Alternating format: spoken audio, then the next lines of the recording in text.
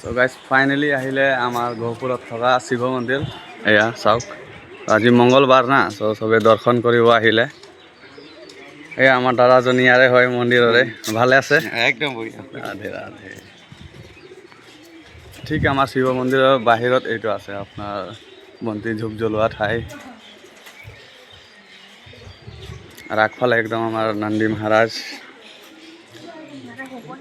সেৱা এটা কৰি ল'ব লাগে। আপোনালোকৰ মন্দিৰ আহিলে ফাৰ্ষ্টত মতলব ইফালে সেৱা কৰি ল'ব, আগত যোনটো আমাৰ মেইন ৰখীয়া আছে।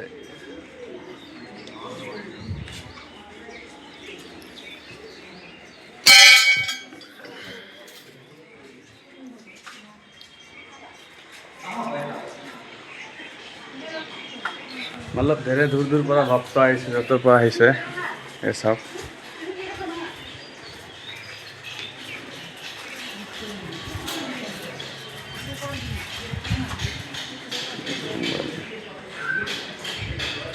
এইফালে আমাৰ প্ৰসাদ দিয়া হয়।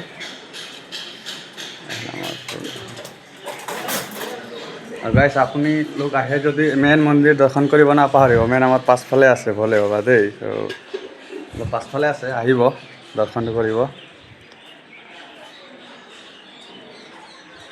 মানে গাইছ, যদি আমাৰ শিৱ মন্দিৰটো ভাল লাগিছে গাইছ, অলপ ছাপোৰ্ট কৰিব, ছাবস্ক্ৰাইব এটা কৰি দিব।